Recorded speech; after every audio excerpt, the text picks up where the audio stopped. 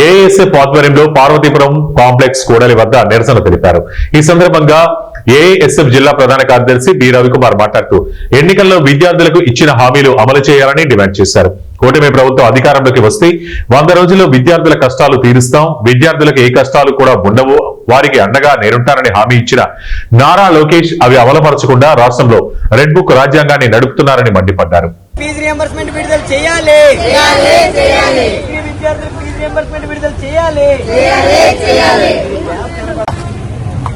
నా పేరు బి రవికుమార్, అఖిల భారత విద్యార్థి సమైక్య ఏఐఎస్ఎఫ్ పార్వతీపురం జిల్లా ప్రధాన కార్యదర్శి. ఈరోజు చూస్తూ ఉంటే ఏఐఎస్ఎఫ్ ఆధ్వర్యంలో రాష్ట్ర వ్యాప్తంగా రాష్ట్ర సమితి నిరసన కార్యక్రమాలు పిలిపివ్వడం జరిగింది. ఈరోజు చూస్తూ ఉంటే ఎన్డీఏ కూటమి ప్రభుత్వం అధికారంలోకి వచ్చిన తర్వాత చేసింది ఏమీ లేదని చెప్పేసి ఏఐఎస్ఎఫ్ గా తెలియజేస్తా ఉన్నాం.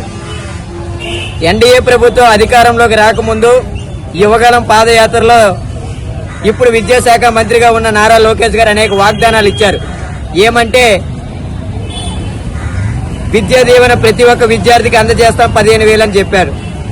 స్కాలర్షిప్లు, ఫీజు రియంబర్స్మెంట్లు మీ పిల్లల కాలేజీకి పంపించండి, విద్యా సంవత్సరం ప్రారంభమైనప్పటికీ మొత్తం కూడా విడుదల చేస్తామన్నారు. ప్రత్యేకంగా మెడికల్ కాలేజీలు ఇక్కడ పార్వతీపురం జిల్లాలో కూడా కురుపం నియోజకవర్గంలో ఒక మెడికల్ కాలేజ్ ఉంది. ఆ మెడికల్ కాలేజ్ ఇంతవరకు కూడా పూర్తయ్యే పరిస్థితి ఎక్కడ కూడా కనిపించే పరిస్థితి లేదు. ఇప్పుడు ఆ కాలేజీని కూడా ప్రైవేట్ పరం చేస్తా ఉన్నారు. ఈ రోజు ఈ పార్వతీపురం జిల్లా కేంద్రంలో ఒక ట్రైబల్ యూనివర్సిటీ లేదు, ఒక మెడికల్ కాలేజీ లేదు, ఒక ఇంజనీరింగ్ కాలేజీ లేదు, ఒక